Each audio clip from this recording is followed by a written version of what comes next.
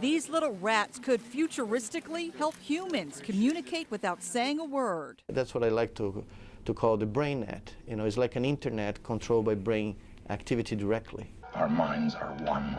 Spock's mind meld method on Star Trek is the sci-fi version of linking two brains. That would be pretty amazing. Yeah, that would be a completely new way to communicate. But for rats in Dr. Miguel Nicoleli's lab at Duke, sharing brain waves is a reality. Inside these boxes is like the play area, essentially. Yeah, inside these boxes is display area where they are. Nicoleli's, the neurobiologist, gives us a rare look inside the lab where after 4 years of research, he's achieved success in connecting one rat's brain activity here at Duke with another rat in Brazil, 4,000 miles away. So you have a little microchip and then you have the electrodes that come out of it. Yeah, these are the electrodes and the microchip goes on top.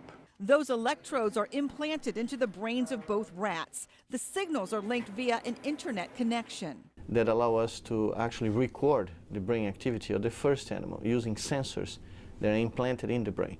Once you record the signals, you basically transmit these signals to another animal and you inject these signals on the second animal's brain and basically establish this one-to-one connection between one brain to another. To test that connection, Nicoleli's had the rats perform simple tasks like using an infrared light to encourage the rat to go either left or right. And as the rat makes that choice, that's when we get the brain activity and we send to the second animal and let the second animal know that whether he has to go left or right, according to the first brain's decision. It's a real implant, but it's just a few millimeters inside the head. Do you put the rat to sleep during this, or Of course. is it painless? No, it's painless, totally painless. so what's the bigger picture here? Dr. Nicoleli says mind melding is years off, but that electronic connection with living brain tissue could in the near future help stroke victims. If a patient, for instance, has a lesion in the brain, you know, a stroke that destroys a particular part of the brain,